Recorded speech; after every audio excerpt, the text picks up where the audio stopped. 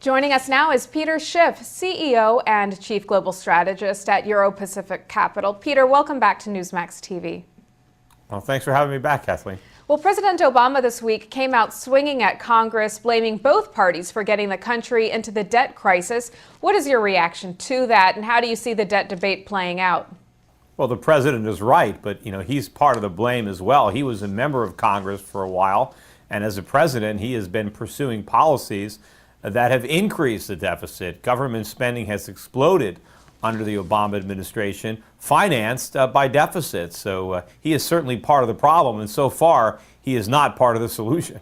What do you think are the chances of an actual U.S. default? Well, I think the chances of an official default where we don't pay, I think, is rather slim. I think alternatively, we'll end up defaulting through inflation, which is just as bad and maybe even worse. And so under that type of default, we don't refuse to pay. We simply pay in money that has very little value. And so our creditors end up bearing a huge loss, as well as anybody who has U.S. dollars or anybody who is working for a paycheck in U.S. dollars. There are a lot of losers when we default through inflation, and I think that is the path that we're on. Now, you've gone on record warning of a double and triple dip recession. Is that indeed where we're headed? Absolutely. I mean, as long as the government tries to engineer phony recoveries based on monetary and fiscal stimulus, each recovery sows the seeds of its own destruction, because as soon as the stimulus wears off, the hangover sets in, and the hangover is a return to recession. We're not going to have a real, genuine, lasting recovery until the government gets out of the way and allows the market to correct. We need to go through a real recession, as painful as that is. The government has to stop numbing the pain with the Novocaine. What we need is a restructuring of our economy. We need less spending, less debt, less consumption, more savings, more production, less government, fewer regulations. A lot of things are needed to get a real recovery. Unfortunately, we don't get any of that. We just get more of this artificial stimulus, and so we go from recession to recession. Peter, how much longer till we enter double dip, or are we already there? Well, I actually think we're in a depression, and I think the depression is interrupted briefly by the phony expansion that we get from the stimulus. But all we're doing is spending more borrowed money. So we're not stimulating the economy. We're stimulating all the problems in the economy, and we're making them worse. Peter, how do you think the economy will fare as QE2 ends, and do you see QE3 happening? Well, absolutely. I think without QE3, we will be in potentially a worse recession than what happened in 2008. Now, that doesn't mean I think we should have QE3. We shouldn't. We shouldn't have had QE2. We shouldn't have had QE1. But unfortunately, the Federal Reserve is not going to do the right thing. As soon as it sees the economy relapsing into recession, it sees the markets going down, it sees unemployment going up, they will be back to their old tricks. They will be cranking out the money. Whether they call it QE3 or not really makes no difference. The fact of the matter is they're going to print money and buy government debt, and that's inflation. Okay, let's talk about the stock market. Some are saying that the stock market's 18% rise is evidence that the economy will sustain recovery. You're saying that that is not the case here. So where's the market headed? Well, it depends on what the Fed does. I mean, if there is no QE3, which I doubt, but if that happens, the market's going a lot lower. But if the Fed prints more money, then the market's going to go higher, but in nominal terms only. It's not going to go higher priced in gold. It won't go higher even priced in other commodities. So all the Fed is doing is creating inflation. And so it creates the illusion that the stock market is going up, but it's not. Our money is losing value, and we're simply measuring stock prices in cheaper money. And so it looks like stocks are going up, but really it's our money going down. And so people might on paper be richer, but in reality they're going to be poorer, because when they go to spend their money, they're not going to be able to buy as much. How much higher and how much lower on paper could the market go? Well, I mean, there's no way to know. I mean, how low is the dollar going to go? I mean, there's no bottom. I mean, if the dollar would have become worthless, then the value of the stock market would be infinity. So I don't know how low the dollar is going to go. My guess is it could lose at least 50% of its value from here, maybe 60 or 70% or more, which means the stock market is going to have to double or triple just to stay even. And I doubt that's going to happen. But I can certainly see the Dow going up 50% with the dollar losing 70% of its value. So yes, the stock market will be higher, but that will be of little comfort to people holding stocks because when they sell them and spend the money or they try to spend their dividend checks, food is going to be a lot more expensive, energy is going to be a lot more expensive. And so, we may feel richer or look richer on paper, but we're going to feel a lot poorer when we go shopping. Peter, how are you positioning your clients for the market today?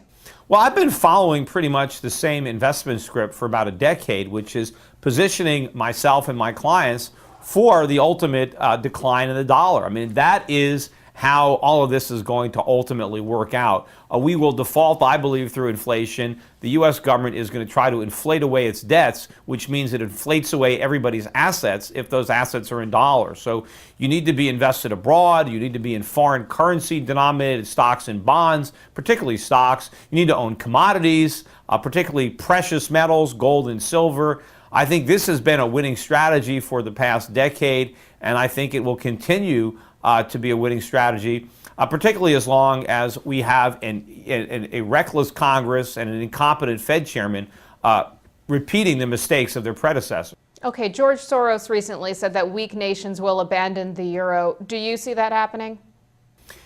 Eventually, I think the euro could end up falling apart, but not in the next several years. I think the currency that is in more danger of imploding right now is the dollar. I think the Europeans are making a lot of mistakes the way they're handling the crisis in Greece or Ireland or potentially Portugal or other countries. I think they're making a lot of mistakes. They're doing what's politically expedient as opposed to what's good economics and what's good for the euro currency or the eurozone economies. So ultimately, I think there will be problems. But as I said, I think they're going to put a Band-Aid on this situation, and people are going to think they've solved the problems. They haven't. They've postponed them. But in the interim, the spotlight is going to go back away from Europe and be focused right here on the United States because we have far more pressing problems than Europe does. And I think the dollar is going to have its crisis before the euro.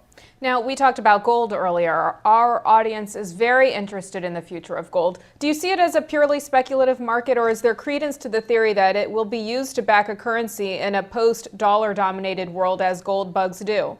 And if you believe the latter, do you have a time frame in mind in which that will play out?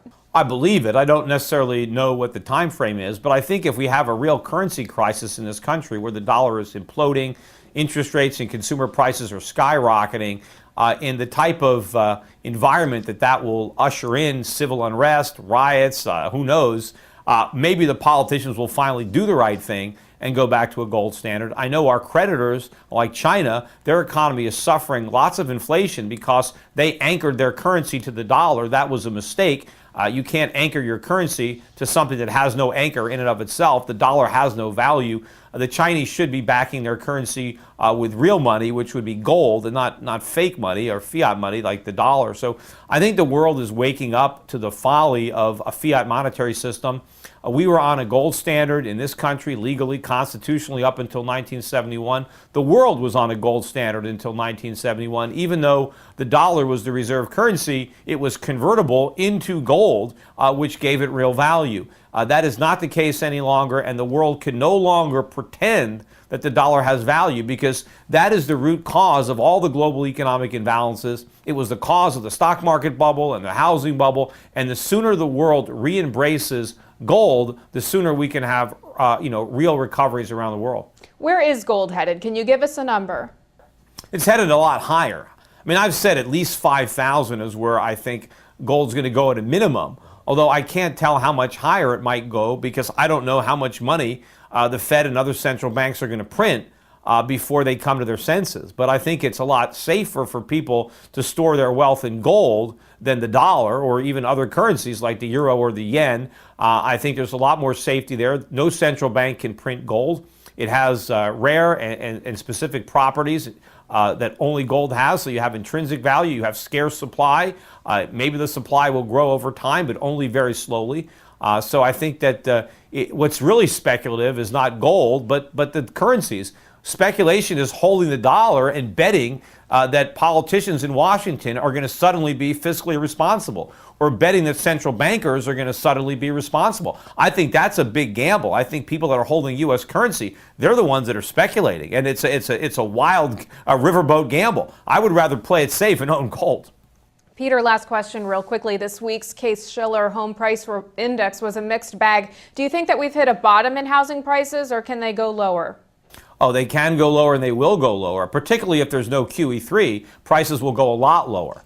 But if the Fed, blinks and we end up with a QE3, as I think, then that will somewhat diminish the decline in real estate prices. But I still think they're going to go lower even with QE3, just not as low as they'll go without it. But of course, in real terms, adjusted for inflation, prices will drop even further with QE3 than without it. But who knows how much lower? I don't know. But if anybody is looking at housing as an investment, they're mistaken. They should look someplace else. Is it possible that it makes sense to buy a house to live in it, even though you're going to lose money? That depends on your circumstances. I mean, a lot of times renting is a much better alternative, and people need to stop listening to the real estate agents that just tout real estate as if it can only go up, and actually do the numbers and do what makes sense. Because for a lot of people, renting makes a lot more sense, and the money they save by renting and not owning, well, they can invest that money in something that actually might go up. All right, CEO and Chief Global Strategist at Euro Pacific Capital, Peter Schiff, thanks so much for being here. Thanks for having me on.